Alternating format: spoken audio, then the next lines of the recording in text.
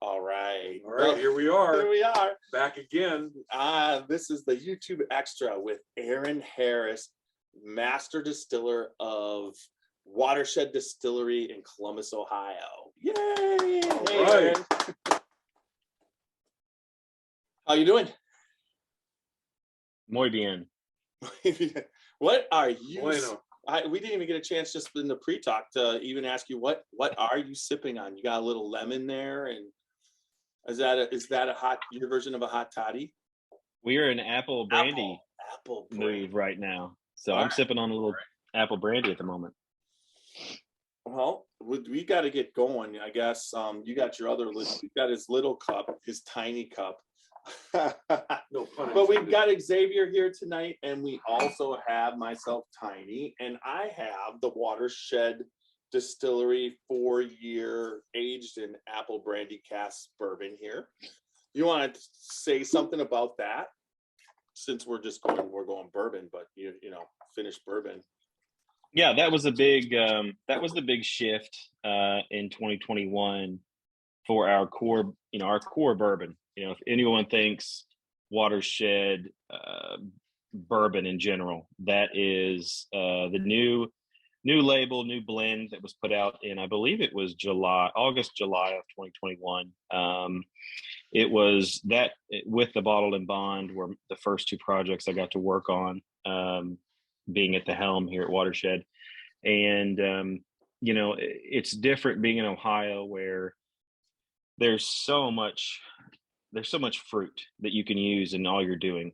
So, you know, as a nod to the state, a nod to the people, the communities, the farmers, we do age some of that bourbon in apple brandy barrels. That gives it just that little bit of, I want to call it a red orange, apple peel. That it's not tart, but it's a clean apple flavor that sometimes, honestly, I get more than others, but it's a beautiful blended bourbon. It's made with our Watershed bourbon, source bourbon, and bourbon aged in apple brandy casks. Nice. So, is that going to be a continuing product on the shelf? I mean, is that what or is that going to be kind of a seasonal every once in a while, or is it, you know? No, that is 100% here to stay. Okay, so Good deal. you're going to just keep making batches, kind of like your Bottled in Bond. So, what batch? Like when we were there, right? What was it? Right before Christmas, you had just finished batch 3 of Bottled in Bond, correct? Yes. Has that hit the shelves yet? I'm going to say yes, because typically when we do those batches, we know we've got to refill some coffers in the state and out of state. So typically it's fairly limited, because if it's one thing we do and the tasting team doesn't do, we don't push a big batch if we don't feel the barrels are right yet. So, I mean, it could be 2,000 bottles, it could be 4,000 bottles. Typically a good batch is somewhere between 4,000 and 5,000 bottles, and I feel like we're close to that 20,000 bottle mark. So we're getting close to that 4 batch mark, I believe. Okay, excellent. So now, do you have the 4th batch blended yet? Or I believe we're picking bottles right now for the 4th batch. I'll have to get down there. Anyways, the apple brandy finish. What I like about it is that, like you said, there's the red apple. Sometimes it's a little bit of the apple, and then others you could say the red peel. But you get that sweetness, at least, that counterbalances the oak. You know, that's kind of a cool thing, I think, as far as the apple brandy finish. Like you said, there's a lot of that type of finished stuff in the Midwest, because the Midwest is so fruit forward, but it's not, you know, there's not a lot of the apple brandy finished into Kentucky or whatever, you know. They're more standard finishes or that type of thing. So, but I find that this is definitely that the apple brandy casks complement the bourbon fantastically. This is delicious. So Yeah. it's the standard Watershed, but was it like, the bottled in bond was 4 years, so that this one had some 2-year and 3-year and kind of in there when you were blending? No, it's a I believe 4 I believe for the most part, it's 4-year. yeah, it's 4 years. It And says really, 4 years. You're right. yeah, and really what you're looking at is they're barrels that didn't make the cut for bottled and bond or the single barrel program. I mean, that's the gist of what's there. So Still good, not quite where we want to be with the bottled and bond. okay, and then you drop that into the apple brandy cask, and how long do you leave it in those barrels? So with the apple brandy, we are looking to put some age on that apple brandy. And I don't know if you've seen, like right now, we're making apple brandy right now in the distillery, and it's a long process. But it looks just like regular new make. It's just got much sweeter tone to it. So we want to put that into a virgin oak barrel. So we put it in actually char 4 barrels, and when you put those in that new make barrel, you're going to get much more of that vanilla and tannin flavor right away, as opposed to a used barrel. So that's why we try to get those.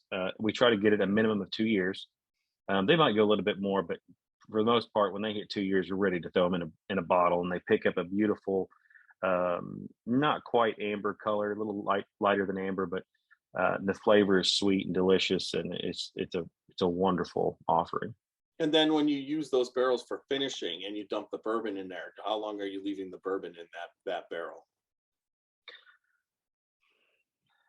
I think we can do it a minimum of 2 years, but really it's already aged for the most part. It may be, we might grab a 3-year and throw it in and then age it another year.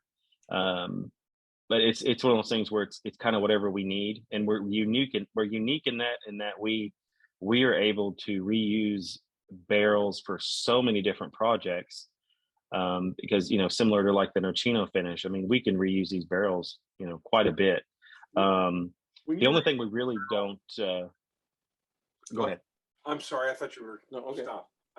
I was just going to ask, when let's say for example the apple brandy, besides the barrel being empty because you bottled the brandy, is there anything, without giving away any secrets, is there anything you can tell us that you do to the barrel before the bourbon goes into it? It's just a standard char 4 space side barrel. Okay.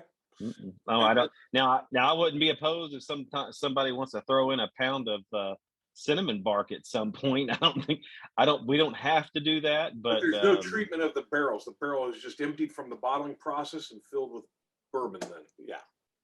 Oh yeah. And Okay. then you're obviously picking barrels that were holding up well with no leaks. Yeah, and you'll run into that with the way that we are a palletized warehouse, and we're not oblivious to that. So, and you've been in our warehouse. We very seldomly have any leakers. For the most part, if we have leakers, it's due to from the unloading process. Maybe they got dinged up a little bit, and that's just a little bit of coopering, and we fix that. But typically, you can have a lot of pressure on those barrels from being stacked on heads and all that weight. But we don't have a lot of issues there. Right. So you can expect the same bottle yield out of apple brandy cask finished bourbon as you would out of another bourbon. It's not a difference in any kind of losses that you suffer during the aging process. No. You actually not for us. You shouldn't lose as much because those barrels are already saturated with the brandy, right? It does that absorption process going into a new barrel. You lose a little bit more than you would once you're putting it into a brandy barrel, correct? That would make sense. And therein lies a little bit more of the art in what we have to do in working with palletized barrels. We have a lot less loss than other people are going to have, but there's the downside of that is we don't get as much pull. So the actual distillate going in the barrel has to be without any faults, without any taints, and even if there are, they're going to show. They're not going to get covered up by age.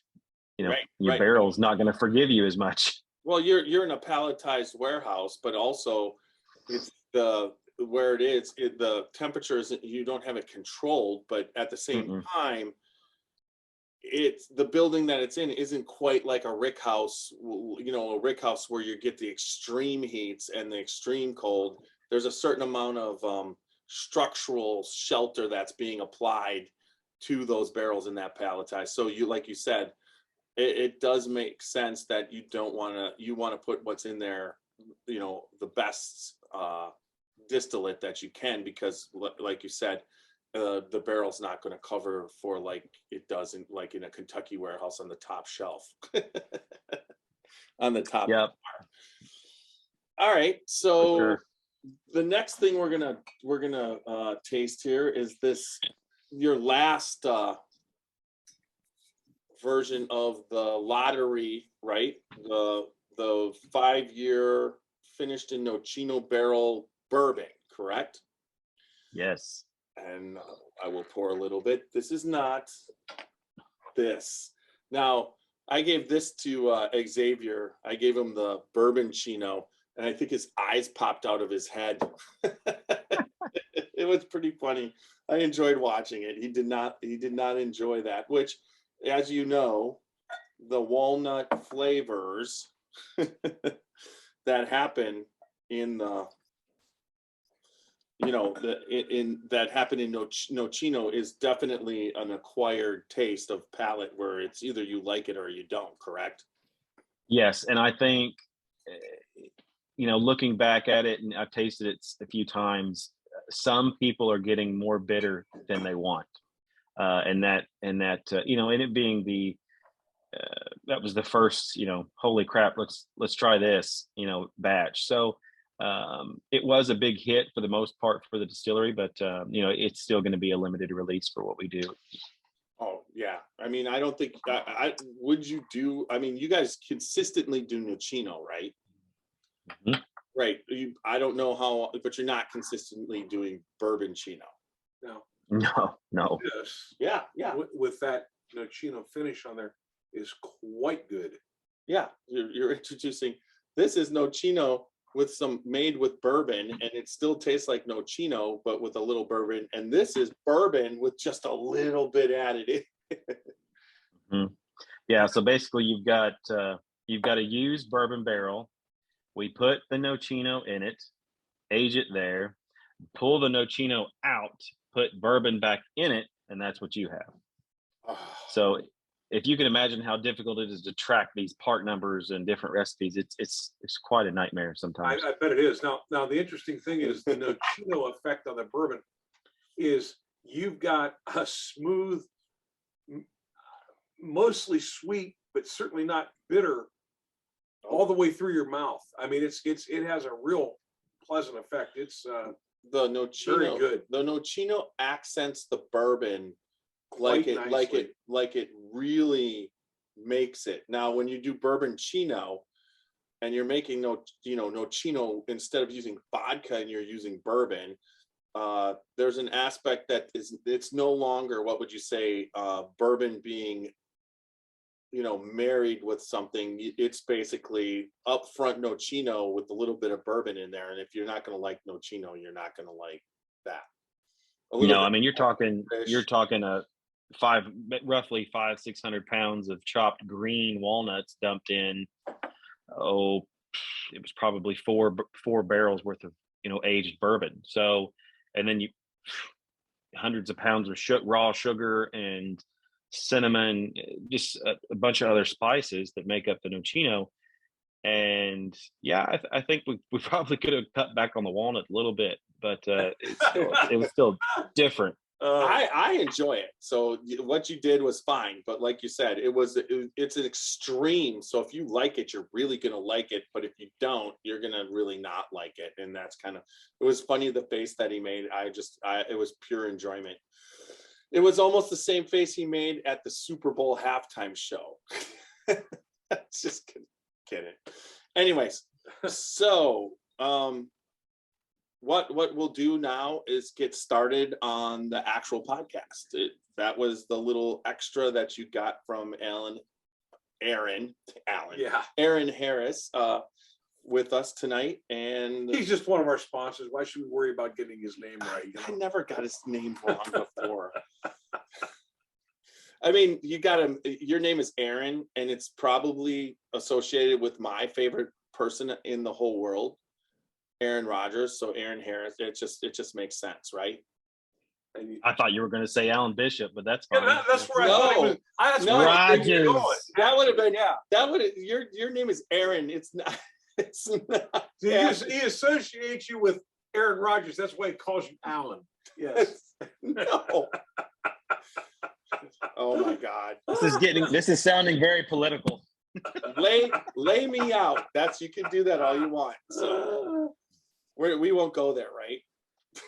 No, please God, no. Well, the best thing I always found about bourbon is that bourbon blends all politics. If you can get to the bourbon, it doesn't matter what a person's politics is. You usually can do some good friendship, and that's what I love about it. All right, here we go. We're going to start this recording. Start her up now. The Watershed Story. A watershed moment might be pivotal, but it might also be quiet and fleeting. It could be a monumentous occasion, a cause for celebration, an enormous triumph, or a small daily victory. A watershed moment could be a rekindling or an observation or a gathering. Any opportunity to relish with friends and family. It's whatever you choose to cheers to, who you're gathered around, and whatever's worth celebrating. We founded Watershed Distillery on the principles of community in 2010.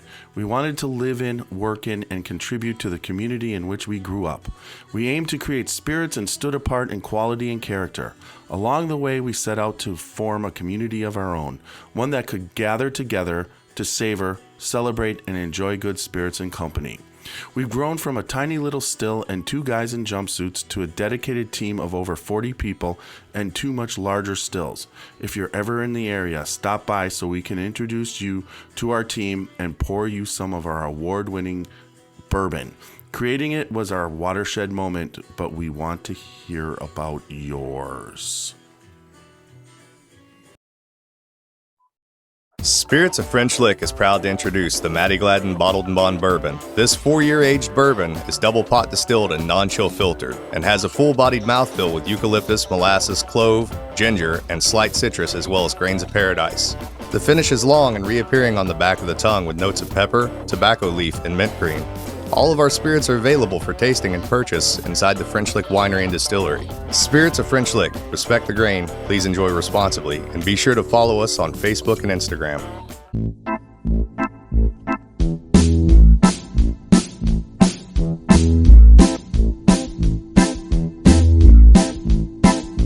Oh, show me the way to the next whiskey bar. Oh, don't ask why.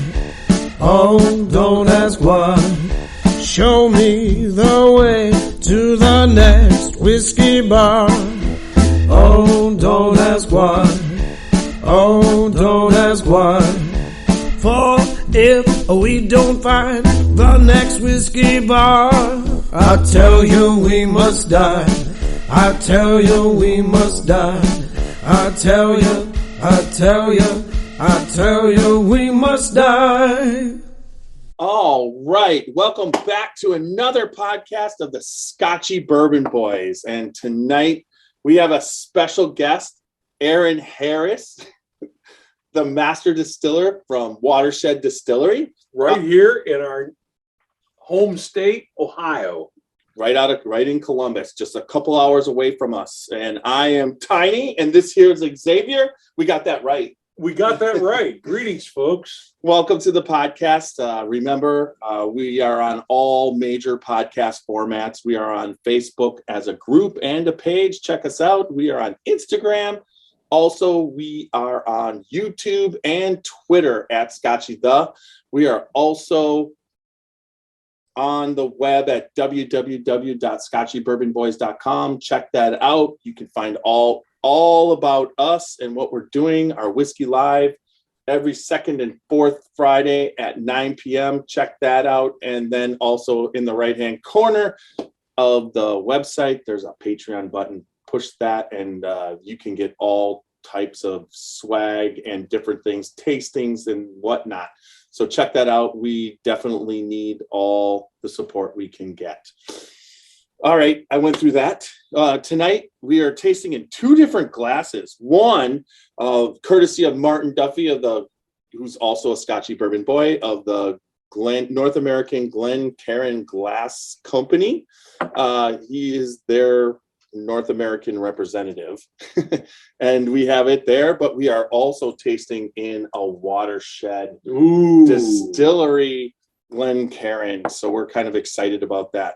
Welcome, Aaron. Thank you, gentlemen, for having me. I love your shirt. It's perfect. I agree. Right to the point. So you know, in social media that you're plastered all over our Facebook page, right? You know that. Because you're the guy. Well, I better be. Yeah. I better be. Yeah, for sure. We've been down to the one cool thing that we were beforehand we haven't even touched, but I want to touch about is your Watershed Kitchen too, because that's that restaurant that is attached to your distillery is a top-notch A1 restaurant. Now, I know that recently you switched chefs. How has that been going? Well,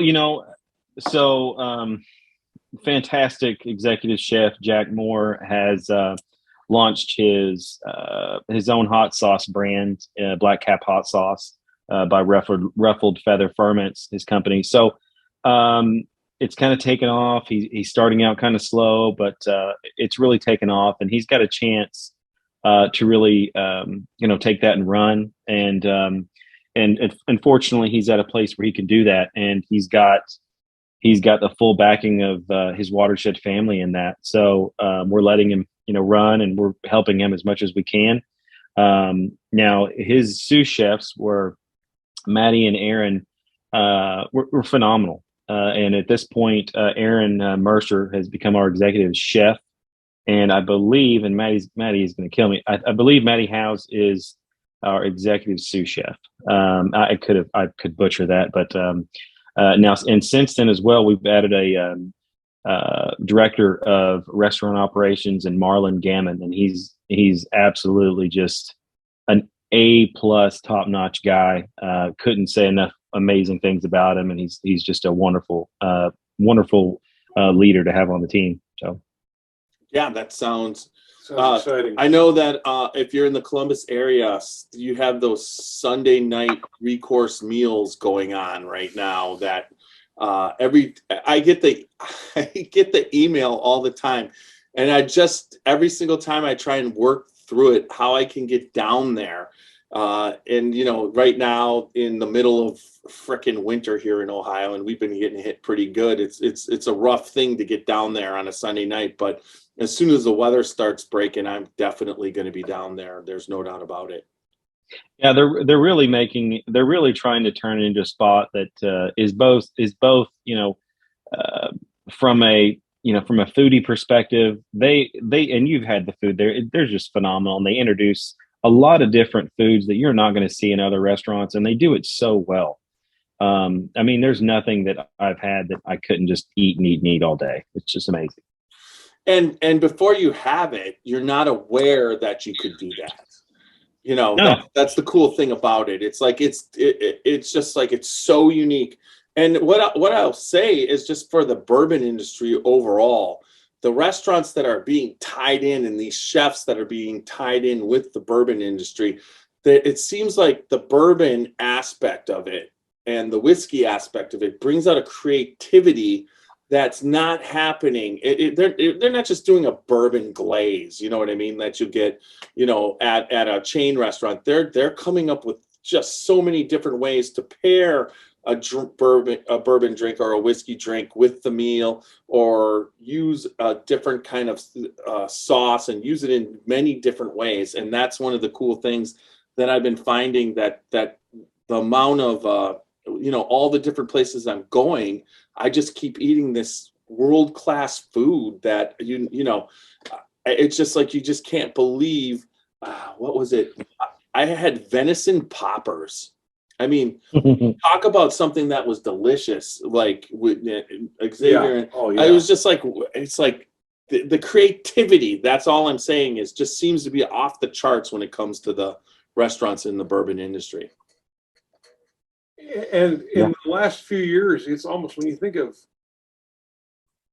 not necessarily gourmet dining, but fine dining, it's almost like bourbon has become, what's the word I'm looking for? Is Like the ubiquitous of hot of that. It's hot genre of dining. It's really good. You see it everywhere. Yeah, and we're fortunate in Ohio that we're able to do it. A lot of places they just don't.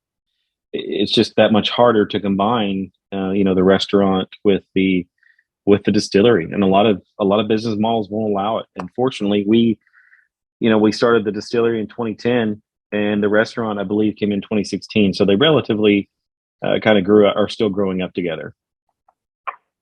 So now, one of the I've talked about this, but this is we were on the podcast when I was down there, but this is the first time I've had you one-on-one. And one of the cool things, I think, and I've told you this story over, and for those people listening for about it first time, it's just kind of like Watershed. There's a lot of different distilleries here in Ohio, and there's a lot that are just kind of average. But Watershed, when I heard that Aaron had been hired to be the master distiller there, the first thing that I did was reach out to you on social media, on Facebook, and then you friended me, and then I was able to talk to you through Messenger. And what you have brought to Watershed was just a missing piece, in my opinion. Now, I'm not going to say that they weren't doing a lot of different things. They did some really good things as far as marketing and whatnot. But I just felt that I wasn't sure about the bourbon. And then once I met you and got invited down there and started tasting what you were doing, I just got really excited, because not only, even the last time when I was down there before Christmas, you're just taking the reins so that you can just keep putting out the best distillate to start aging. And you have a bank of good, it's not bad distilled whiskey. It's just that it has to be, what would you say, processed properly as far as different finishes. And there's so much that you can do. Plus, then what I'm excited for is that when you get into that third, fourth year that you're there, to start tasting what you're distilling and what you're putting together, that's going to be really exciting for me, because that is going to be another bump up, in my opinion. So, but I mean, overall, the whole experience for you, is it what you thought you were getting into when you first got into it? I won't say it's one of those things where be careful what you wish for, because it's not. It's not like we're filling truckload after truckload of product. We are still. I want to say we're borderline micro distillery, so we're under. I believe we're under 50,000. Yeah, we're definitely under 50,000 PGs production for the year. So, but with that, it's not like we're producing one spirit, putting it in a barrel and go. We're doing probably a dozen different things, and look what's in front of us, right? Yeah, you're looking at bourbon right there. So, yeah. And we're going through a huge transition right now, not only in our culture and leadership. Everything is on the way up, and we're bringing 7 Watershed Distillery. Bring it on. Yeah, I mean, like, and you guys produce, I believe, award-winning gin, and you've gotten some award-winning bourbon, and it's just been, since you've been there, it seems like the ride has started to really start to take off. And I understand there's a certain aspect of what was going on already, but even like you just impress me. I'm around a lot of distillers, and honestly, you've got the you've got what most of them have, that desire and drive, and then the desire to just keep making good spirits, but also make spirits that taste really well. And you also have that palate that you understand. Everybody's palate's different, but there's a basic palate that the whole world thinks is that you got the everyday drinkers, but then you have the other, the tasters and everything, but that palate spans the majority of them. And once again, meeting you, talking to you, you're a great guy. You're real. Every single time I've been in front of you or talked to you, you just feel that you've got everything that it takes to keep doing this. As far as taking it further. Hey, can you work on my social platform? You're doing really well. I will. I'm a fan, and I'm a fan. Look, if I was, you wouldn't have even saw me again if the bourbon wasn't what, you know what I mean? I wouldn't have gone out and ever badmouthed anything. But if that day that it would have been whatever, I would have just kind of faded but I was so excited when I went down there. I was just like, that awesome. What they're putting out has just went up to that next level, and it's right up there with, really from a bourbon from Ohio, where you have to get past you're right up there as far as tastes with everyone. I mean, you've got your uniqueness with your finishes, but that, the one that we can talk about right now is the bottled and bond, because that was the start of the whole thing and your upgrade, and you've been just putting that, you guys are just keep putting that on the shelves, and it keeps selling. Yeah, it's a great seller right now. We're trying to keep, the shelves full at the same time, but we also know that we have to meet a specific, we have to hit a flavor point, and if we don't have it, then we don't push something out there that's less quality. It's your customer's expectation of performance, and you have to hit that. That's what they're expecting you to hit. Now, how many states are you shipping to? I mean, I'm honored that pretty much everything you're putting out there, except some of the really limited kind of things, that they're hitting the shelf. And anytime I run out, I can go there and pick one up off the shelf, and that's one of the cool things. So, yeah. Our target markets right now are number one, Ohio. We are taking care of the state of Ohio, and we will be the dominant. According to sales, we are the dominant distiller in Ohio, but we haven't. I believe we're taking over I believe we're close to being the number one bourbon producer. I think we're coming in really tight with Cleveland whiskey, but we're definitely taking care of Ohio first and foremost, and then we are. Michigan is a top runner right now. Georgia and Illinois is coming in. So we know our limitations, and we're taking care of home first, and then spreading out. So have you increased production so that your limitations are less in the future? Or are you just balls to the wall? No, there are certain things we're doing to increase production.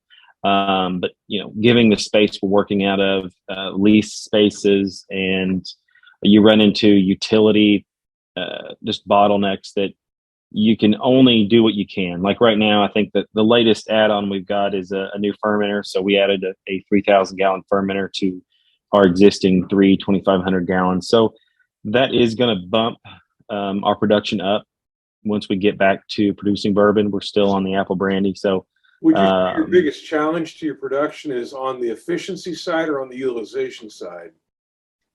The biggest hurdle for me is utilities, 110%. Okay. And that's a lot of people face that. So utilities are expensive, and they're hard to keep up if you don't stay on top of them. So what do you mean by utilities? Obviously electric. I guess I was speaking On- of utilization as into what percentage out of 24 hours is your equipment making product? And Oh, I got you. Yeah.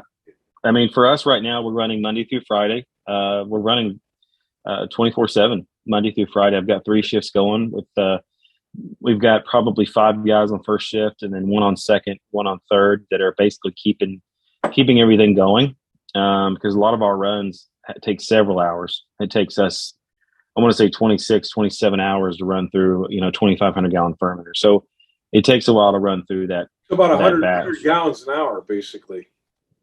Something like that. It's around Setup in and everything. 1.4 gallons a minute, something like that. Right. Yeah. Well- Now, as far as utilities, basically what I'm saying is steam, water, electricity. Yes, we run on 2 boilers that are designed for two different systems. When I ultimately would want one that can control everything, and then it comes with time. So you're just saying those expenses, especially at this point in time, are really kind of getting up there, and it's a very big concern because you're spending those dollars now for something that eventually when you're looking at bourbons, and especially what you guys release, it's usually 4, 5, 6 years down the way before those are going to come to the market. Sure. Okay. Interesting. Yeah, I'm that's the first time I ever thought of that. Except, tonight when I'm going to go upstairs, I'm going to make sure all my lights are off. All right.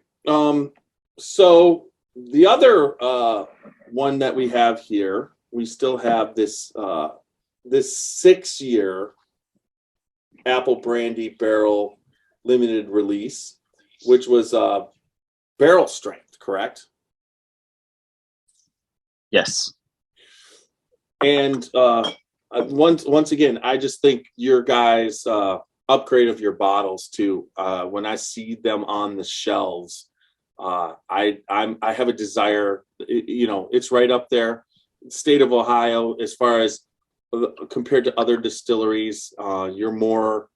Your placement on the shelf is damn good and everything, and then also your consistency. I did see this also on the shelf the other day, and that's your Watershed Old Fashioned, where it's in a bottle. And Yes, sir. as you can see, that's down. As it should be. Tiny. You want to see that? There I you go. do. Why don't you taste it? Why don't I taste it? Taste away. Here's go. They put it in a Watershed Glencairn. You may be my favorite person, Aaron, just so you know, for that suggestion. You can I appreciate that. fucker, you can taste anything. It's like, what the shit? I mean, you can see all the bourbon back here. It's like It's like he's got a chokehold on you. You can't taste it. Yes. I'm not. I am not for 1 second keeping him from tasting anything. Just pull it out. So here, I like to ask distillers. So you're making distillate. You're tasting constantly all this distillate, and you're making blends, and you're working on finish, and you all day long. I mean, we got to taste the out of the barrel and out of that barrel at your place, the rye that you have there, which is fantastic. Who knows when that's going to come out? But at the same time, you're always tasting. So do you have time for any other bourbon? I mean, do I believe initially you came from Lux Row, right? And then you were at Barton's, correct? First? Yes. So were you anywhere else before that? Or is that where you started? No. Okay. No. So are you interested in what they're doing, where you grab a bottle here or there just to see what it is, or anybody else's? Or are you just basically drinking enough where you don't got time for anything else? Because if you did, you'd become a complete alcoholic, right? Oh God. It's funny when you get into it, when you deal with guys that work in the business every day. I've met master distillers that want nothing more than wine to drink. I've met guys that are just beer drinkers or don't even drink at all. There is something to say when you're around it all day. do you really want to fool with it? When it's my stuff I'm making, sure, but it's somebody else's. No, I know they're making. I know that Barton 1792 is producing world-class spirits because I helped make them and they helped train me. I know that Lux Row Distillers is making and now dumping world-class spirits because I helped make it, and those systems are still in place. You're talking about dumping into and making bottles of everything. Yes, they the spirit we started producing in 2018 has just been dumped. I believe they started dumping January 31st.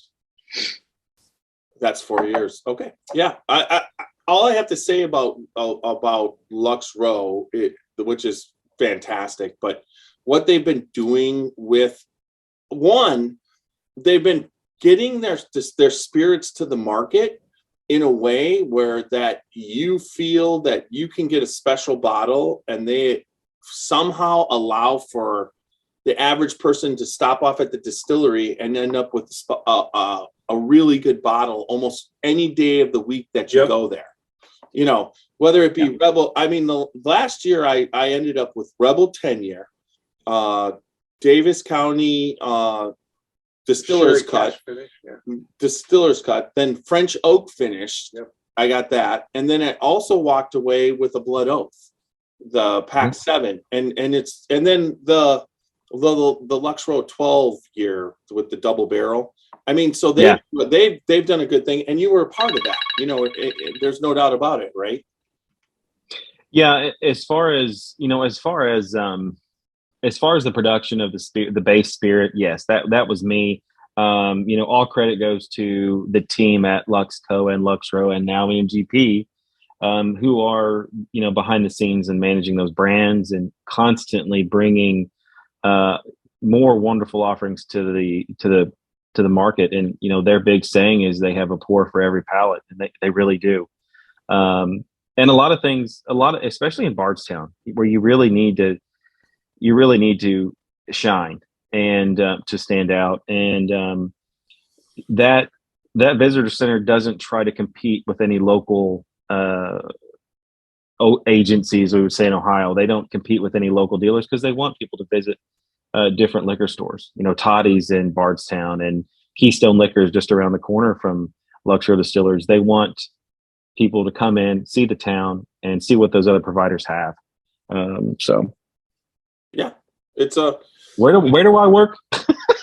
Oh no, you work at Watershed. There's no doubt about it. We were just talking about you got to give a back history. I mean, that just shows that you're bringing that knowledge that you picked up at both those places. Exactly. You've brought a certain aspect of Kentucky to Ohio, and I really feel that the spirits and the production of the spirits since you've been there with the team that you have put together has really gone off. It's gone off the charts. You're right there with, you know, with making Watershed something that we need to tell people about, because especially in Ohio, because you can get it. And the fact that you can get it off the shelf, you want to pull these bottles off the shelf because you've really upped the game, that when you see a bottle of Bottled in Bond, it's not even a comparison to the original Watershed. It's just my opinion. The Bottled in Bond has gone into a level where if I'm looking for a spirit and I want a nice spirit and I'm looking, I consider it. I'd give it as a gift. I would give people this. I would certainly give it as a gift. Yeah. I mean, it's something that, you know, it's right up there with everybody else. And that's well, and you know, thankfully, and we are blessed in the fact that other people are seeing that as well. You know, just recently we won double gold for our Bottled in Bond from the John Barleycorn. So fine bottle. That was our first medal for our bourbons, and to be a double gold was fantastic. The other awards for that 6th year, we won a gold medal for that in the same award. Now, just this past week, Spy.com ranked us one of the top 9 Bottled in Bonds right now to be drinking, and we're rated on a fantastic list of.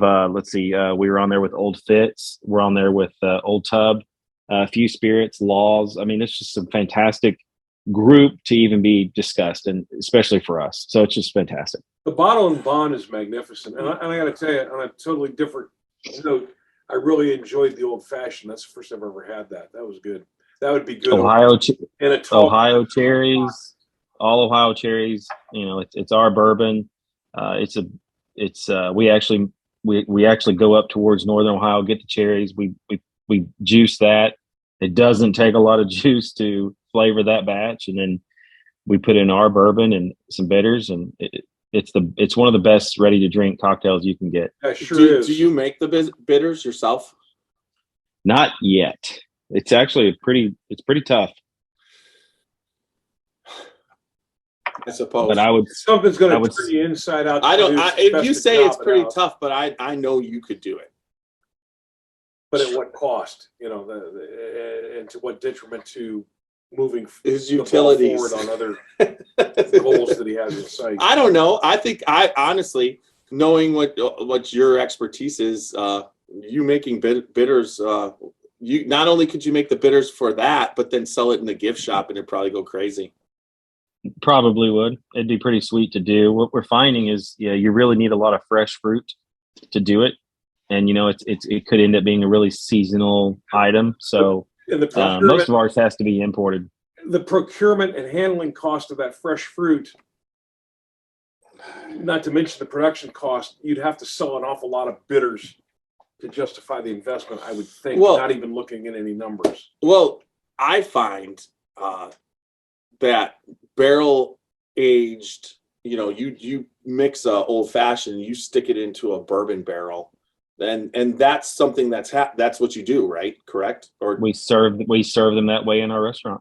Right. So that is probably as good of a drink that you can fucking make. I mean, I just love that out of that bourbon barrel. You age it in there. There's a couple places that do that across the country, but that when you put it in there for 6-8 months and you let that just sit, all that stuff, it just seems to mix it perfectly. And you put that on ice with a lemon zest and a couple cherries, and there's nothing better. Don't forget prosciutto. Prosciutto. Yes. Oh yeah. Throw a little roll of prosciutto with a little toothpick on top. Oh man. Ever since I ate at the Watershed Kitchen, they had prosciutto at that first meal. There was part of it, and I have just been ordering prosciutto with everything. The other night we had the charcuterie board, and they're like, "Do you want to add prosciutto?" And everybody's like, "No." I'm like, "Just fucking at it." Well, I just want Ohio bourbon, or old fashioned. You might as well just use a venison trail bologna, for God's sakes. Hey, little pepper jack cheese, I'm down. Got it. Yeah, you got it. I'll do it. All right. So the one of the other things that we're going to be drinking tonight is explain this to everybody. The King's Chamber. Yeah, you're not gonna explain this. No, I'm waiting for you to get it right. You know what? It's like we live in Ohio, and I might be originally from Wisconsin, but all I could think of is King James when I say it. So this is King James Chamber right here. Okay. I think the King's Chamber refers to the Great Pyramid. I think. Oh my gosh. Xavier, have you tried that? No. If I have, I need to. No. I think I need to try it again. No. I wouldn't have a lot. No. Just so you know, this is fucking awesome, and I hoard this shit. You have to be like on a podcast or some royalty to get this away from me, because I actually, this is one. You remember what I said about it on the podcast the last time? I said it's right there with Booker's. I mean, it has a Booker's thing aspect to it, but it also has a bunch of other really good taste that is even beyond that. So yeah, just go over the whole politics of how that happened and how you got that to the gift shop.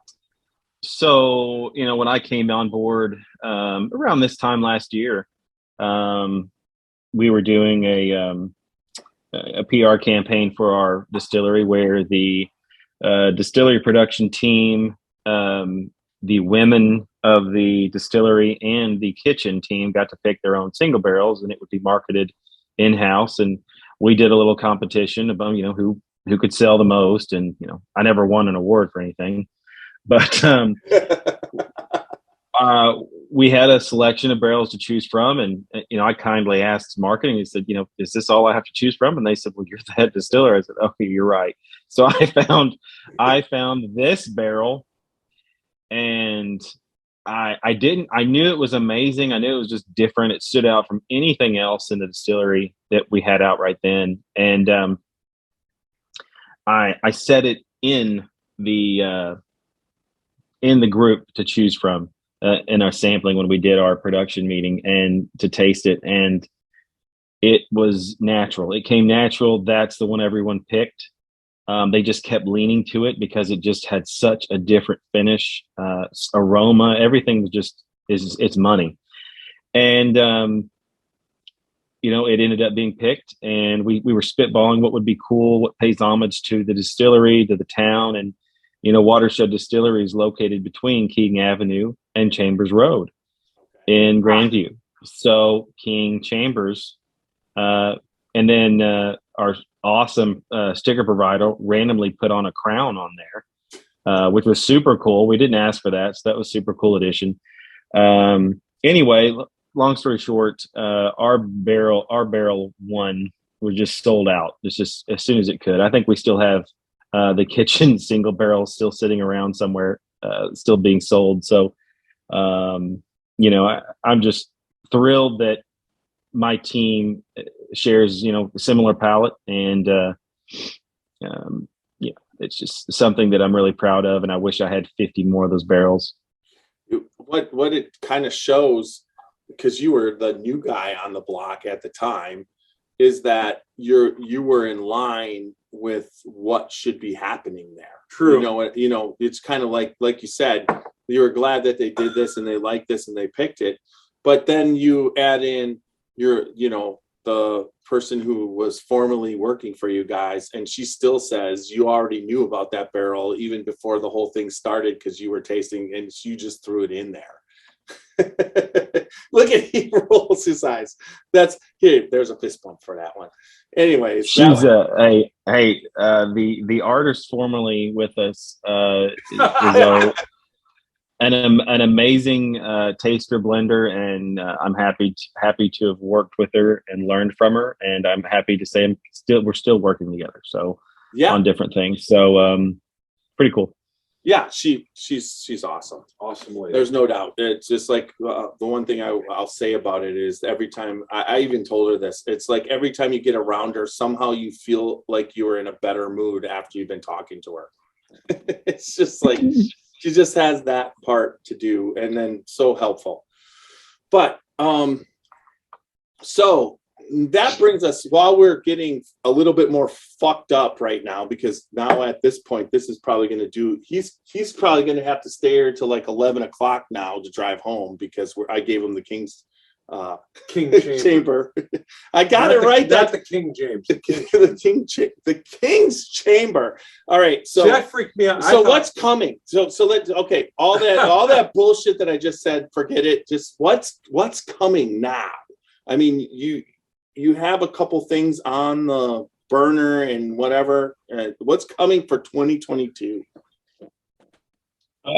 So 2022 brings us to, we're still on that uphill climb of producing. So we have a decade long track where we need to be producing up to a certain level. So we're adding on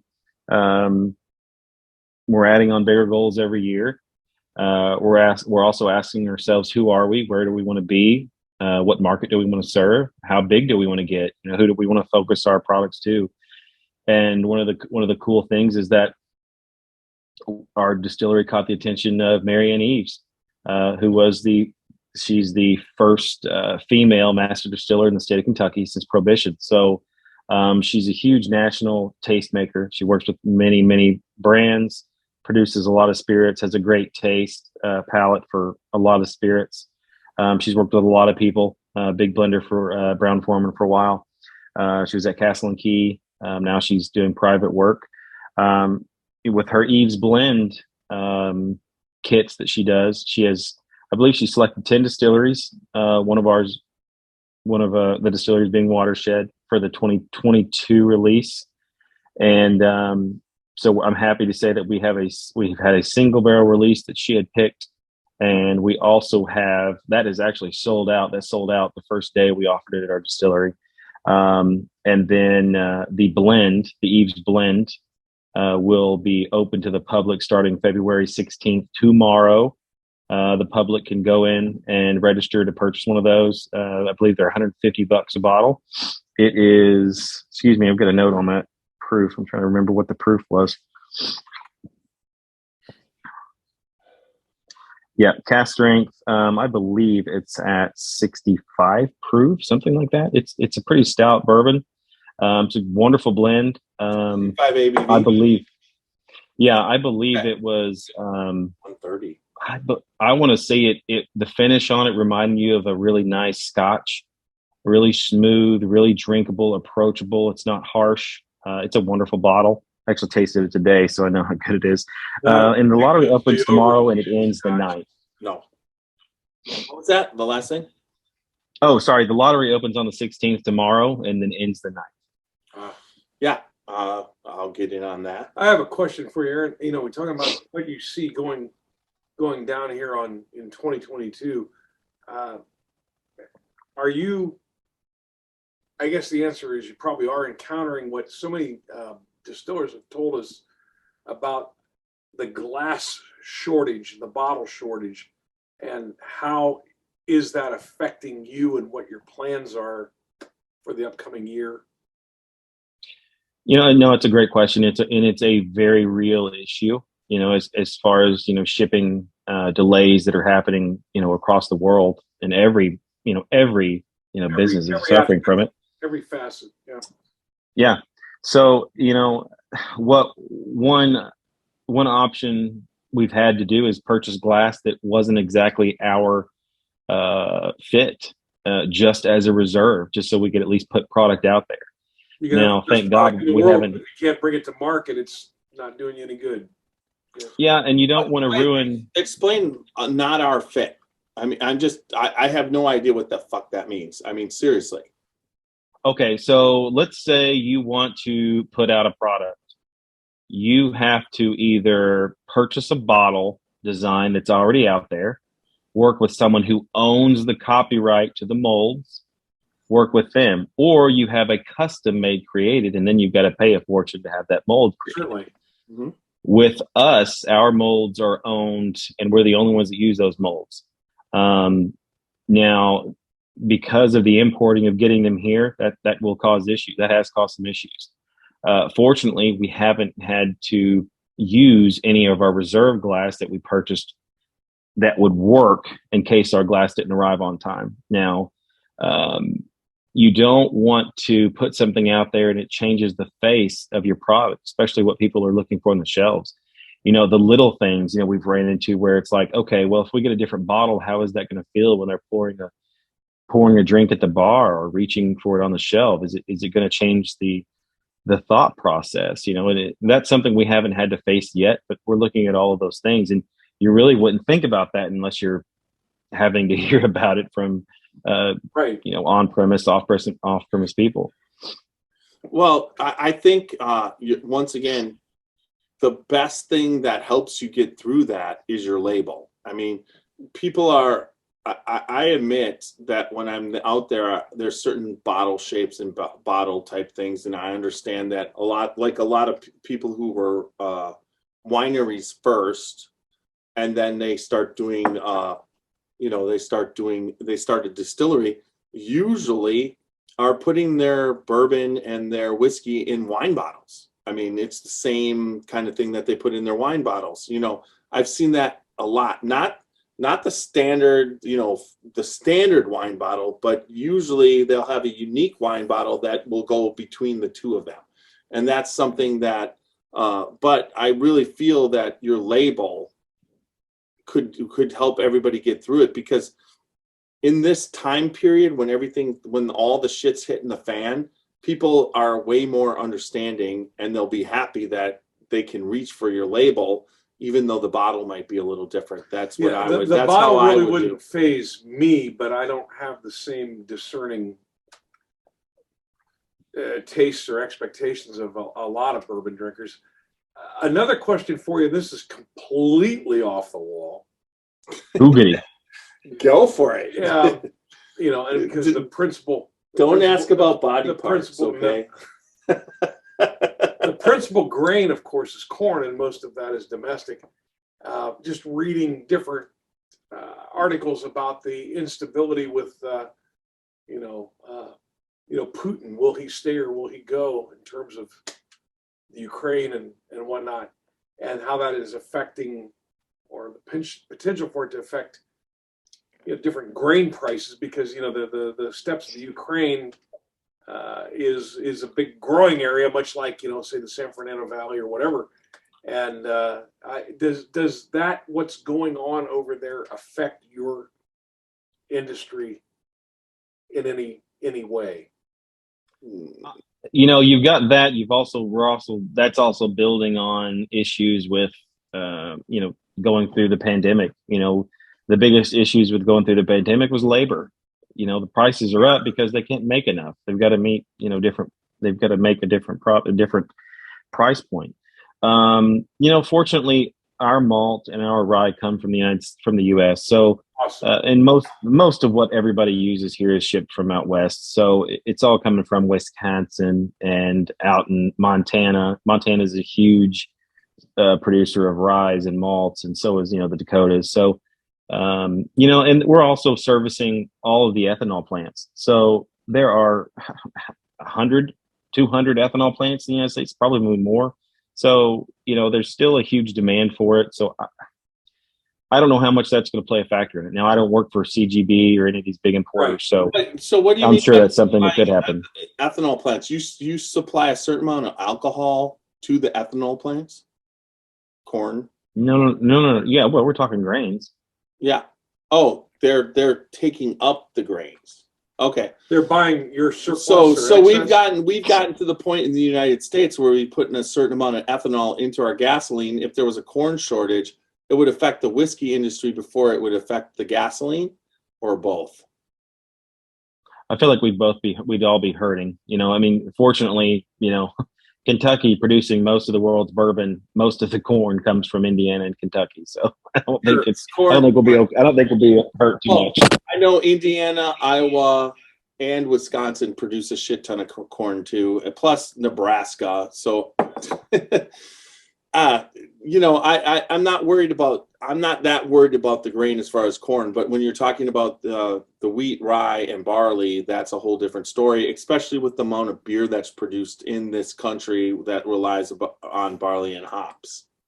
So that could probably, but if that's you're U.S. sourced on most of that, then that event going on the other side of the world doesn't really affect you. I mean, any more or less than any other. I think it's speaking. the opposite.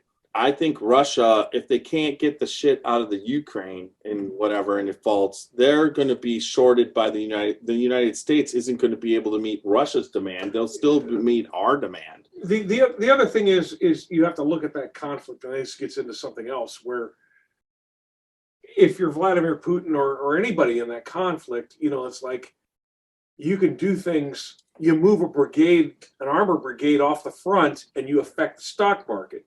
So if you're a smart trader, there are things you can do with buying on margin or buying stocks and shorting them, and then you can affect the price either way. You buy a bunch of stocks at a certain price. Which way? What are you? Move an armored brigade forward, and all of a sudden the stock price drops, and you can short the daylights out of what you bought. So that effect and that turmoil will affect markets in general. But that gets off on an extreme tangent. Yeah, that gets on a tangent that Greg takes care of, right?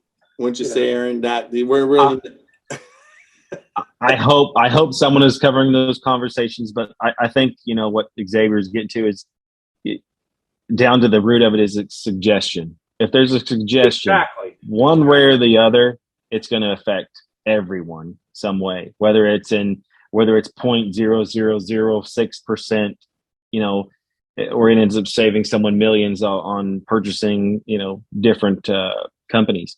So it's, you know, I can assure you I'm not worried about it right now, and I get to do this all day. with Good deal. yeah. And honestly, I think the glass shortage affects you a little bit more. Now, have you had to delay any of your bottlings? You said no, right? You have a backup if you had to, but all the bottlings have been right on time. We've done fine on that area. Unfortunately, our supplier has met our needs. You know, with 2020, 2021, a lot of orders were put, you know, 6-7 months behind. I want to say in 2021 at the start, I bet we had 5 or 6 POs from 2020 that hadn't arrived yet. So there was just a lot of stuff that finally came in. And then if you get it and you get to produce something, well, then you don't know when, you know, if there's going to be another shortage, you know. So we're just trying to maintain production at this point. Yeah. And that's all we all can do. And hopefully we're on the back end of the bullshit. It's starting to lighten up, especially here in Ohio. I feel just in February we've turned a little bit of a corner. So hopefully it's an election year and the rest of the way is just smooth sailing. I'll tell you what, I would love to be in your shoes producing bourbon in Ohio at any time, just because, and people have heard me speak of this before, and they probably think I'm whacked out of my mind, but when you're doing something like this, Aaron, you're doing something bigger than you. You're doing something that people did 100 years ago, 200. and God willing, or more, a couple hundred years ago, we'll be doing a couple hundred years from now. You're part of that bigger picture. Just like, as I've said to Tiny before, being in your tree stand the first day of gun season or bow season, whatever you like to hunt with, or, you know, like what Tiny does, being at Lambeau Field for a game. You're just part of a bigger picture, bigger stream of consciousness. And I would love to be doing what you're doing. And I can't think of any more exciting time than to be doing it than now. Yeah. And there's a heritage factor to that, and I don't make light of it. I bring a lot of heritage with me. I bring 100 years of past practice in what I do every day, and that's just the way I was trained and the way I've been. You know, my skills, how limited they are, have been honed. So, yeah, I'm very proud to be a part of it. You know, there were times where it's almost like, is it ever a philosophical issue for you? And, you know, I've come to terms with that. And no, I think a man should work and provide. And I love what I do. Sure. Well, We love what you do too. so yeah, Just for the definitely. record. So here's a really kind of a cool question. It's kind of like, I understand. I mean, you look at Michael Veach and you look at Fred Minnick. They deal with, and then Dixie. What's her last name? Dixie Hibbs. Right. They And we got some upcoming, I don't want to drop too much, but we got some more coming on Dixie Hibbs. Yes, but they were Kentucky historians. They took that Kentucky history, which was, and then but if you really want to get down to it, Pennsylvania, that's where the whiskey wars were. And realistically, at this point, there's not a lot of Pennsylvania distilleries working for their history. But then you get into Indiana with, and I'm going to say it, Alan Bishop, and he really puts Indiana history right there. So I live in Ohio right now. I've been here for almost 20 years now. My question is, I don't have any distilling history on Ohio, but obviously there's a distilling history there. and now you coming from the Kentucky distillery and then coming up here, is there that aspect of Ohio distilling history that you can like work into the watershed? It, like, you know, I mean, I don't know. I'm asking that question. Have you heard about Ohio distilling history? No, no, I really haven't. And I think you hit the nail on the head when you had the Whiskey Rebellion and when everybody moved out of Pennsylvania and filtered through Virginia and Kentucky.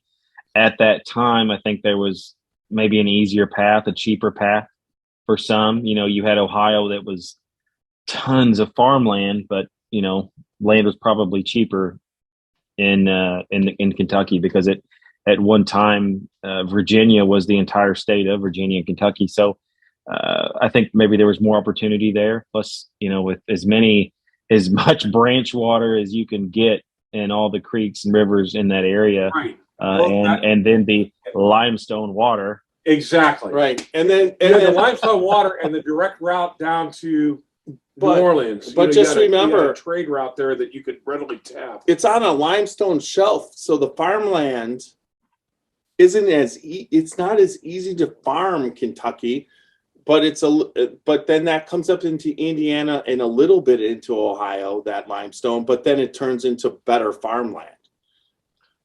That's because Ohio's more glaciated, and then the right. glaciers Well, stop. right, Yeah. and then you're still talking about that limestone shelf that wasn't destroyed by the glacier. Exactly. Yeah. Yeah, and another part of that is the water demand and shipping. So at the time, when all this was going up, boom, you've got Louisville and you've got Cincinnati where Seagram's took up, and you've got all the Stitzels and the Brown Formans that took up in Louisville. So I think that's just where it blossomed and boomed from there. Because of the river. Right. I think that's a huge part of it. A water source for production and a water source Evan for Williams. transportation. Evan Williams. And you're right there. Evan, you're not paying for overland transportation as well as not paying for water. And you can get it to market in the big cities. But Evan Williams, 100%. He was the what is it? The harbor master or the river, the guy who basically controlled and was in charge of charging you to take your boat out. He didn't have a monopoly on it, but he had one of the biggest ferry operations, I guess. Yeah, but he also was he was in charge of getting the boats unloaded, taken out of the water, and putting on the other side of the falls. But yet, then he's running his distillery and just dropping all his shit on the other side of the something Dixie told me on Saturday. My God, what an intelligent, articulate woman. Why, she's a historian. And talking to her, I love history. I almost became a history teacher. I was like a kid in a candy store listening to her. And she told me that, back in the 1790s and whatnot, loading bourbon on a flatboat and sending it down there, the boats didn't come back usually because of the Kentucky wood that they were made out of, were used in housing construction then. Like, in other words, the boats were disassembled and they started building houses, buildings, commercial establishments out of that wood. It was that good because they had no efficient way to take it back up there. This is before we had steamboats and whatnot. Yeah, they had. That's an aspect of it I didn't consider. And she went on to say that basically the majority of the bourbon production was coming from Bourbon County.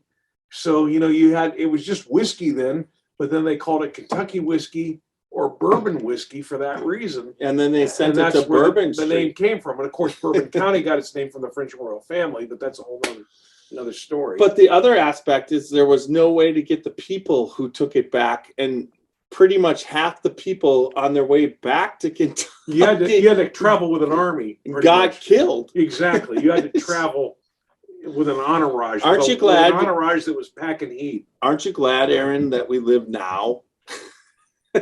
Yes, I'm so happy we have the ABC system now. I'm so happy. Yeah, I am, because we don't have to die. We might have to be taxed, but we don't have to die. Just Sometimes I'd rather hire mercenaries. Sorry, Yeah.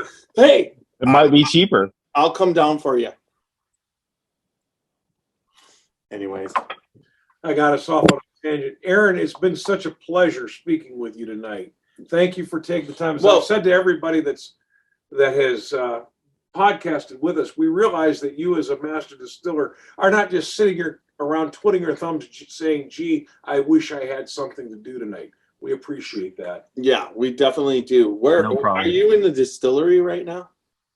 I am in my kitchen, sitting in my island. That's in your kit. So have you relocated to Columbus? Or are you still down in Kentucky? No. We're in Plain City. We're just on the northwest side of Columbus. Okay. So My sister lives in Powell, so yeah, I know where you're talking about. all right. So anything else you want me to drink to put me under the table right now? Right there. I just like, is there anything left?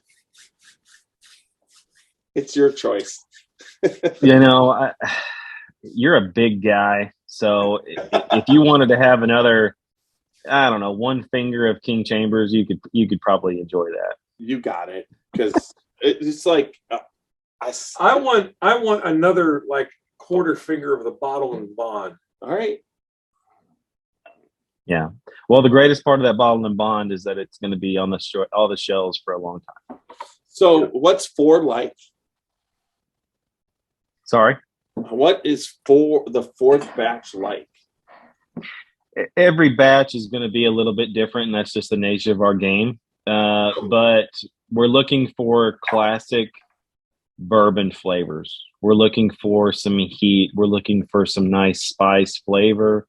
We're looking for a great finish that lasts and you can remember and you want to keep reaching back for. So that's my goal. And so far, we're gonna hold true to that. The caramel off of the last one. What bottle number is that, Teeny? You got it. Fuck you, Aaron.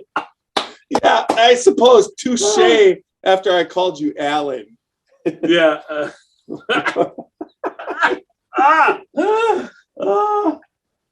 What bottle number? Okay, let's go to the back. It's on the front.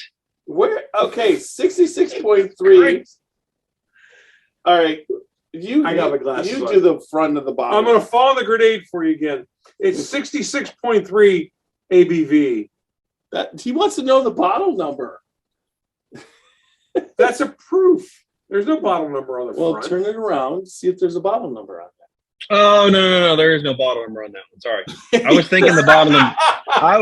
Set me That's the funny. fuck up. That's hilarious. All right, yeah. Yeah. I think I was trying to figure. I feel like I was trying to figure out what bottle and bond you had. my freshman year in high school. Where's the cafeteria? Oh, it's right on the front of the freaking bottle. Yeah. Oh. Go find me the board stretcher. Yeah.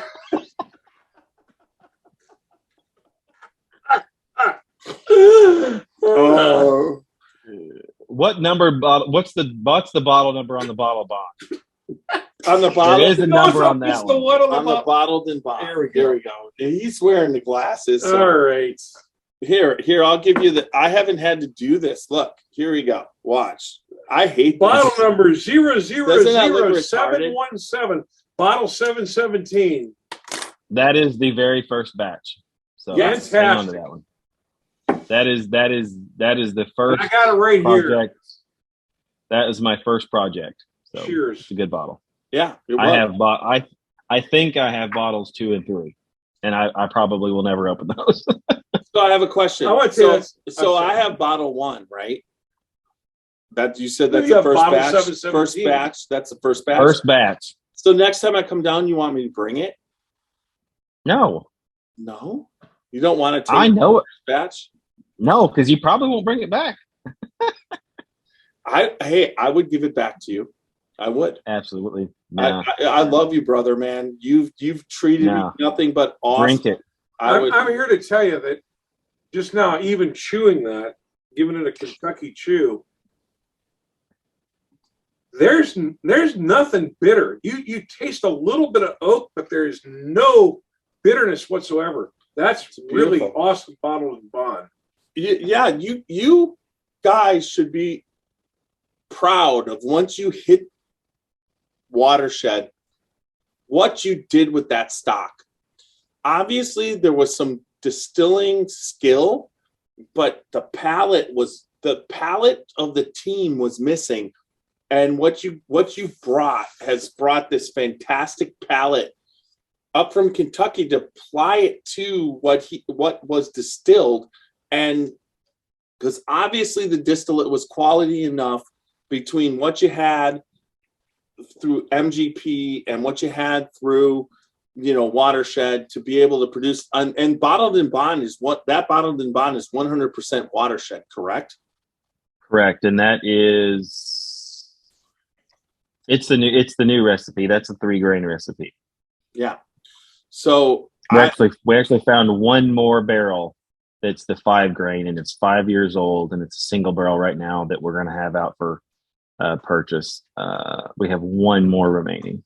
Do you make public a mash bill on the bottled and bond? Yes, it's 72-21-7. Okay. Nice. Is that right? Yeah. Now, do you guys have a weeder? 72-21-7 as in corn, wheat, and barley malt. No, corn rye. Corn rye. Sorry, corn rye. Now, I meant to say rye. You said wheated, and then now, is there a Most wheat hypnotic bourbon suggestion. in the future? Are you trying to do that now? No, honestly, wheat is such a soft flavor to work with, and it really needs a strong environment to age in. I don't think I would want to put a wheated product in a palletized warehouse. Now, the future, what the future brings, that we may have that option. You have to if you build a rick house. Yeah, you have to redo Are your you joking? calculus. No. You have to redo your. Thanks for ripping the fuck out of me. You have to. No, I am. What would you say? Refluxing. What I'm trying to say is, if you switch over to wheat, you have to recalculate the calculus on what you're doing with your malted barley too. That I know just from talking to distillers such as yourself. There are people out there that will tell you that you're going to get less yield on wheat than you will rye. I have not found that to be true. If your processors are good, you'll do okay. Now, that's a whole other topic, and I'm sure Alan could extrapolate that too, as far as how to work with wheat. But no, we did start mashing our rye whiskey this year. We started in last year. We've made, I want to say we put away 11 barrels so far, but it is a 51% rye whiskey.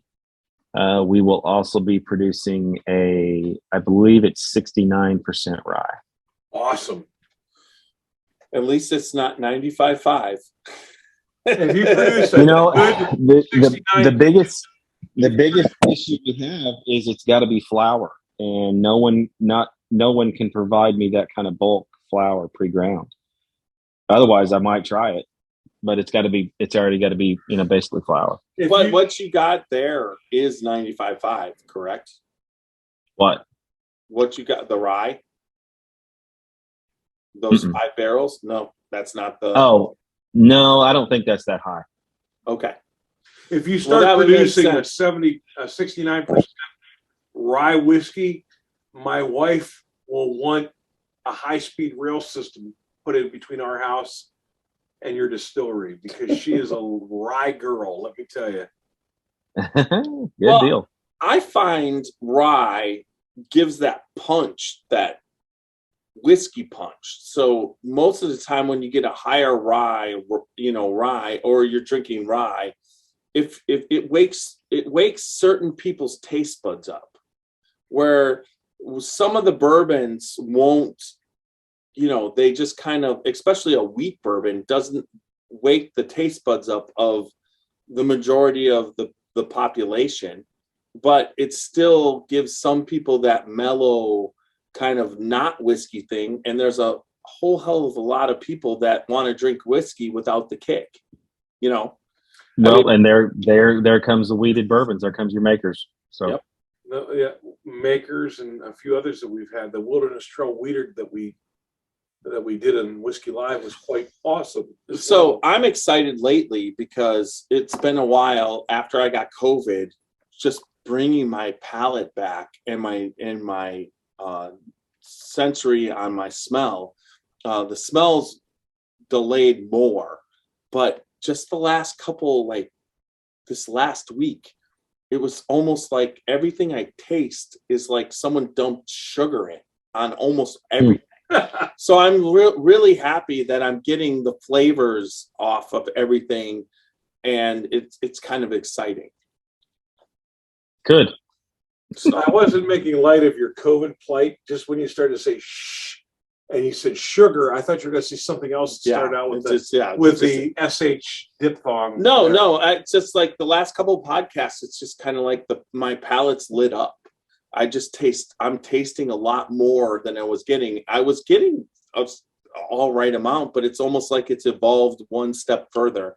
Now, when you, as a distiller, do you find that you have way better days than others? We're 150%. Yeah. And what always helps me is we will have, I want to say it's around 400 barrels come of age this year. So we've got a lot of product to play with, but every single one of those need to be tapped and sampled. So I want to say the last 3 working days, I went through about 40 or 50 single barrel samples, and you get a little bit of burnout, but what helps me is I grab one of my favorite bourbons, get my palate woken up, and get those sensors looking for what I want in a single barrel, and that helps me move fairly quickly through a lot of those bourbons. Yeah, there's definitely, I know what I'm looking for initially on that front palate, and then as it goes across mid palate to the rear, then into the finish, you're looking. But that front palate, you're always looking for that sweetness. But you know what's fun about it is that when you get that, and you have to know what I'm talking about. It's like you're sampling a barrel, and you've been through like 20 barrels, and they're tasting like bourbon, and they're tasting good. But then all of a sudden, you get that special one, and it's almost like you drink it, and you think, how can bourbon taste like this? I got a question for you. You said 400 barrels. In a year, right?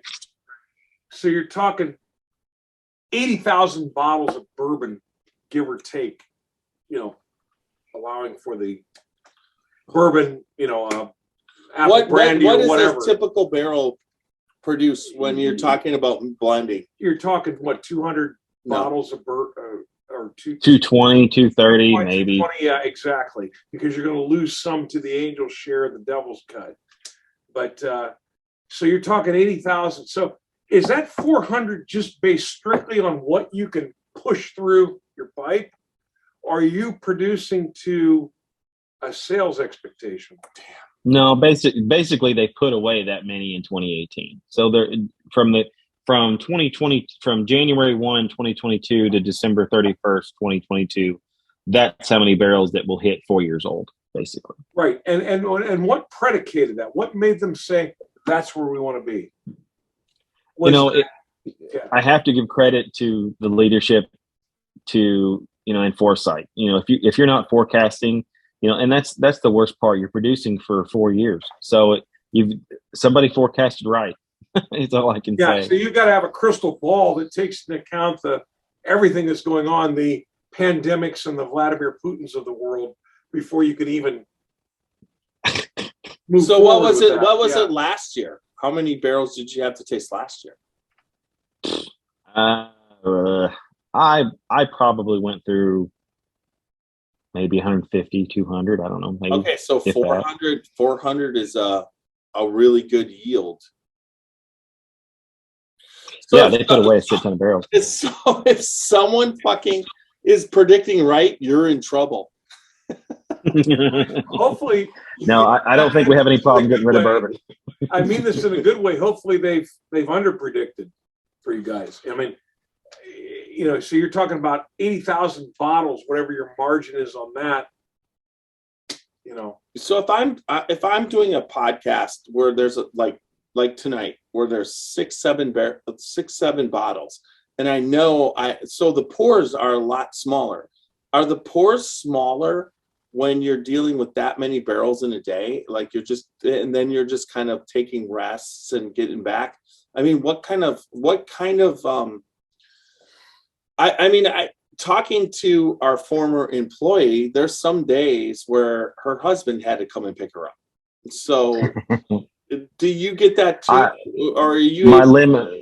I really like to stay in batches. Like this morning, for example, I started at I think I started at 6:45 and got done around 7:30, and I did 10 samples then before everybody got in at 8, and that was before I had my coffee. So I pushed through those, and a lot of times I won't drink these. I'll sample and spit as much as I can, but sometimes it's really hard to, your palate may not give away as much as a finish will. So some of them you need to finish. Yeah. So I try to limit myself to 10, 15 a day max. That's just enough. Yeah, and I'm at that point too. If you spread it out to 10, 15 over a whole day, that's fine. But you can't do that every single day of the year.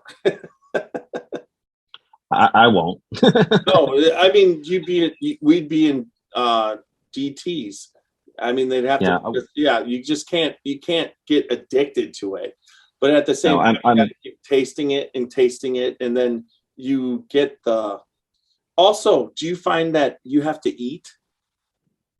Do I have to eat? No, you have to eat during your tastings. In other words, can you just get in the morning and just do a bunch of samples and not get buzzed, opposed to having a nice breakfast and then tasting? No, I don't eat. You don't? No, I don't normally eat. No. Oh, nice. see me. See me. If I eat light and I do a podcast and I get up there, it's not good. I entered the workforce in the 70s, and I mean, not every day, but most days you go out and tip a few back for lunch, and I remember what that was like, and scaling it to where you're at. I just can't imagine that. I mean, we really got things done back then, but probably if we weren't drinking, we would have colonized Mars by now, I think, I just hope wherever you are in 4 years, when I'm ready to just keep podcasting, that I can just for like 3 months train under you once I'm retired. Once you're retired. What are you, 34? How old do you think I am? I don't know. You drink like you're 34. I'm so old I fart cobwebs. Okay, I'm old. I'm 57. So I got a couple more years. I'm going to retire at the 62 early mark, and then I'm going to run this podcast. But I need to train under master distillers. How old do you think I am? You look like 80. Yeah, but how do you think I am? I'm not 80. I'll say 64. No, I'm not quite. I'm 61, but that's okay. But you're where I expected you to be. Your eyes tell a lot more wisdom. No, but he don't do anything to cover it up. I 100%. I'm gonna try and look 45 for the rest of my life. Yep. Well, that's what Just for Men will do to that black beard I see. Oh yeah, it definitely does. I was thinking about doing that. Wait, I'll help you out here a little further. And then the lady that cuts my hair said, "Don't do it. I got men that come in there that want me to make their hair look like yours, so I don't do it." So if you have no hair under this hat, right there, if you wear the hat, nobody knows. I swear to God, I take this hat off in public very few times. No, but you do it well. What's that? You do it well. What's that scene in There's that scene in Smoking the Bandit where he only takes his hat off for two things. Is that you? Yeah, right. Yeah, exactly. And I only take it off for one because I ain't taking it off for the other because it'll just be. Well, so you probably use that. What you got to do, Aaron? What you got to do, Aaron, is like I did at an early age. You got to learn to knot it from the inside, and don't fall out. Then, Yeah. My. So we've gone a little bit longer, but it was a wonderful. lot of fun. And just Aaron, everything that you have done with Scotchy Bourbon Boys and your access that you've given us, we greatly appreciate it. There's My no doubt goodness, about it. thank you so much. And we'll continue to. I mean, the quality of what you're putting out, we just keep looking forward to. And I'm gonna enter the lottery tomorrow, and hopefully I'll get a bottle of that. And going forward, we love to come down to Columbus. There's no doubt about it, and the food is always fantastic, and everything you've done is just been it's right here, man, right here. You just from the start, you're just good people. There's no doubt. I appreciate that. And thank you for what you sent up to me there when Jeff was down there. I appreciate that very much. Yeah. I didn't know who the hell it was going to, but I thought, damn it, I know there's another guy I set up here. There you go. See, there's the Watershed right there. This T-shirt I wear has everything on the back, and usually I wear the shirt to cover up the belly. So. Well, I will say something else. You know, I do work really hard to make sure we're doing things the right way, but I'm nothing without the team around me, and the team we're building is 100% backing me up, and I back them up. So, and we believe, you know, you mentioned training. We love helping people out and working with anyone. We actually do consult as much as we can through Watershed, but I will be speaking at the Beam Institute conference coming up in March. So I'll be there for that. So if anybody wants to hang out there, we'll be there. Nice. What's the actual dates of that? So I'll look that up. March 14th, 15, and 16. March 14th, 15, and 16. I believe. All right. And then it's what day are you speaking? I believe I'm speaking the last day. So I get to see everybody and then do it. Now, where is the Beam Institute? Is it in Bardstown? So the James B. Beam Institute for Kentucky Spirits or for bourbon. It may just be the James B. Beam Institute at UK. So that's in Lexington. Lexington. Mm-hmm. All right. So Lexington's a neat town. There's a great riding stable near there that my wife makes me take her to every time we go down there to do a guided ride through the hills. I mean, is there not even every town in fucking Kentucky is great. I mean, it's just like their just goal is to put a distillery in every freaking town. There's no doubt about it. Kentucky definitely knows how to do bourbon right. There's no doubt. But knowing what you said, I'm going to try and get down there because I know my wife's not going to be able to come with me, but I believe that's a weekend, correct? That's you speak on the last day. I want to say it's Monday, Tuesday, Wednesday. So I think it's a Wednesday. All right. But I will plug Moonshine University is doing a fermentation class. I believe that Thursday or Friday, which I highly recommend.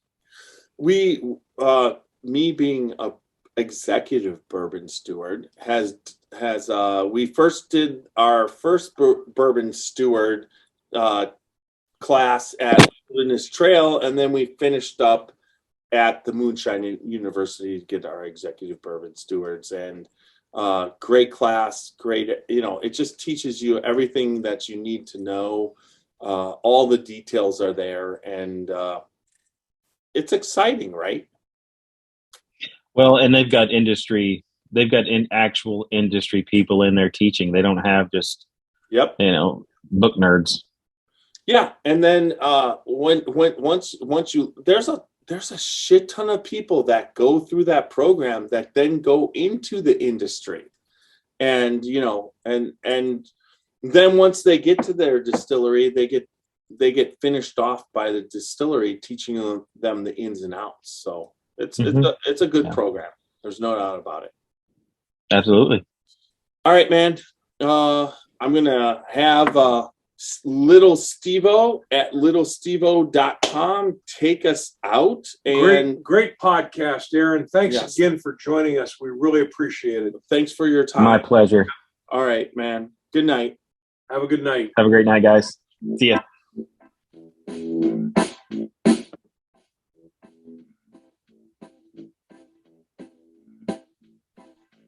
Oh, show me the way to the next whiskey bar.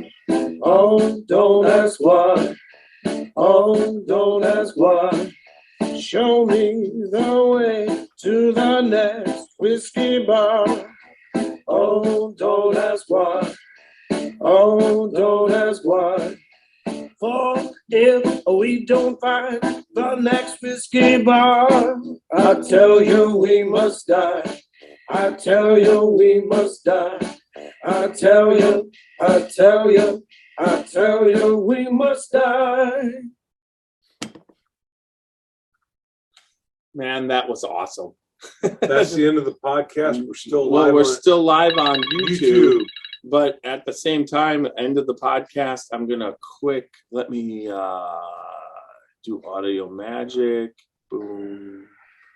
Make everybody take care of that. And then save file. Save. Nope. File. Publish to uploading. Aaron Harris. So who are your H-E-I-R. Why? Okay, there we go. Scotchy Bourbon Boys. All right. So Aaron, who are you cheering for at the Super Bowl? You know what? Honestly, I really wanted to root for Joe Burrow. Yeah. Just because local Ohio guy told OSU to, piss off and went to LSU. So, I don't know. I was kind of rooting for him, hoping he would do well. But as it got closer to it, I was like, son of a bitch, let's just see what LA can do. And then, of course, Cincinnati falls on their ass. So, I think overall I wanted Cincinnati to win, just because LA. What the hell does LA really need? Do they really need a Super Bowl? No, they're in fucking LA. Well, actually, LA needs a Super Bowl more than anybody else because most people in LA are basketball people, and then there's so much more to do during the because it's warm. There's so much to do in California that they have a hard time filling those stadiums, and they pulled 2 teams out of their market and shoved them in LA. Then they built almost $1 billion stadium, right? And then, of course, they need a Super Bowl because, hey, how do you get fans hooked? You basically give them a couple Super Bowls over the first few years, and then you deprive them over the next 30 years, and you got a market thing. The only thing I was irritated about the whole Super Bowl, I was having great pours. I have to send a guy in, I think South Carolina. It's either South Carolina or Texas. I have to send him a bottle of Weller 107 because I bet a $50 bottle on the Super Bowl on Cincinnati. And it really irritates me that there was 2 flags in 58 minutes, and then they decide to throw 4 in 3 plays. It's just. So would you say you are jumping on board of this NFL narrative that it was built for the Rams the entire time? I wouldn't. Well, not the entire time, but it's almost like what Joe Burrow did that last play.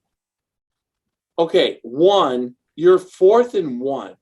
How do you not motivate your offensive line to freaking move those fuckers out of the way and just shove it up their ass, okay?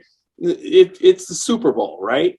And you do a play that Burrow gets sacked and he throws the ball towards, like while he's sacking, the ball goes flying and it goes towards, if you look at that play, it goes towards the guy that he was throwing to, and the guy has no desire to catch the ball whatsoever. And it's just like, I really think always that the NFL, similar to, it's like a step above wrestling. There's an aspect of it that they need to happen. I mean, I'm a Packer fan, Aaron Rodgers, favorite quarterback, but why every single time in when push comes to shove, does he just not do what he does all throughout the season, except for the year he won the Super Bowl? You know what I mean? Hey, it's word out there he bought land in Nashville. Is he going to be a Titan? Are you going to switch teams if he goes to Titans? I was born and raised in Wisconsin. I went for, He will always be a Packer fan. dude. I my whole childhood was the Packers sucking until I got to be a young adult. Was when Favre showed up in '92. That puts me at 92. Puts me at 28. So it's like when he showed up, all of a sudden we got a Super Bowl. We lost the Super Bowl. Then Rodgers. I'm happy. So I remember, like I live in Ohio right now, right? Cleveland. It's been forever since Cleveland even sniffed. Last year they won a playoff game, right? Which was great. But overall, it's like every year the NFL pays Cleveland off to lose. I don't know. But I think the people want it bad, but what you do? But when you talk about a sport where only one team's happy out of 32 every year, I mean, for frick's sake, Cincinnati was second out of 32, and somehow all the Cincinnati fans are like negative on that. It's just like you can't keep everybody happy all the time. And but I didn't like the fact that the referees played a huge part in this game, because that third down was definitely not pass interference. That guy never held him. He had his hands on him, but he never grabbed. Was a lot of other instances. There was never a grab. Oh yeah, it was not yeah. called. I mean, on one hand, the one guy, the touchdown, he takes his face mask and throws him down. Nothing. There's a bunch of things. So why are you going to call that? You know what I mean? Ticky tack at the end, because obviously, you know, if I'd have had that many chances at age 61, I probably could have thrown a touchdown pass. You know, they kept throwing the flags. But didn't Stafford deliver exactly what as advertised that he would have done with the Detroit Lions? One touchdown pass and 2 interceptions. It's Stafford. Yeah. But Aaron Donald was the difference, correct? Yeah, and I didn't see a whole lot of him being dirty. So it was him being a player. Aaron Donald did what he had to do, and in the end, they won. There's no doubt about it. Cost me a $50 bottle of bourbon, but I'm not crying. Antique 107, no less. Yeah. That's a red label? Yeah. Yeah. I scored a bottle of that this weekend. He says, Are We you live going to be in a Giant Eagle early? And I said, well, no. Well, I ended up with exercise class that I go to on Saturday mornings. And I got there at Giant Eagle at about 20 minutes after 9, excuse me. And a guy in front of me grabs a bottle of Antique 107, and there's one left in the case. I scored it. So, touchdown. Now, me, on the other hand, I was there at 7:15, and E.H. Taylor small batch was being released. I was 8. I got a 107 because I knew I was going to lose this frickin' bet. That was on Saturday. And, but my whole thing of being in bourbon lines is just hand out cards every single time. It just keeps growing the brand. Yeah. And for releases, it's great to be there too. We went to a few releases. Like you get in there at the liquor store. Sometimes the owner will let you in beforehand. You can set up a booth, and then once the lines get in, you can sit there and try to peddle your stuff when you know the only thing these guys want are limited releases. All I'm going to say is just like the greatest thing about Watershed that I'll talk to Kaylee. That's her name, Kaylee. I don't know who you would have talked to, if it was Kaylee or Rochelle. Rochelle is the No, I think director. I think it was Kaylee because okay. So, anyways, when I get in front of her, I'll just say we're from Ohio.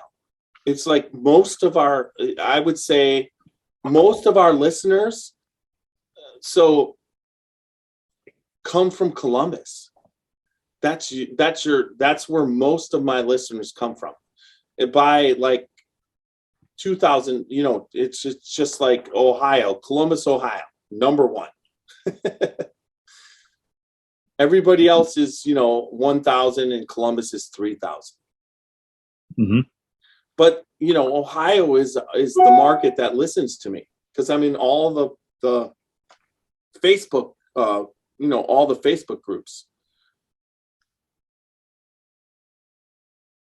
So that helps out. All right, we'll just finish this on YouTube. That was the post-game thing. I'll stop recording. Thanks, everyone. Yep. Good night, everybody. Have a good night. Dant Crossing, Gethsemane, Kentucky. Timeless hospitality that stirs the spirit. Dant Crossing is a one-of-a-kind destination for unforgettable weddings, memorable corporate events, day trips, and weekend getaways. The pastoral campus is anchored by Logstill Distillery and includes an amphitheater that seats 2,000, a 12-acre lake for fishing, and unique lodging options, creating an immersive experience that's rooted in the community and culture of our little slice of Kentucky.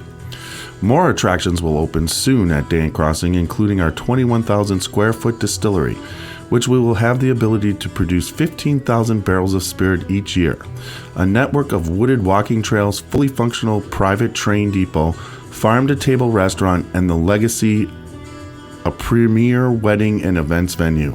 Whether you're looking to host an event, book a stay, or reserve a tasting, we're ready to welcome you. Learn more at dantcrossing.com.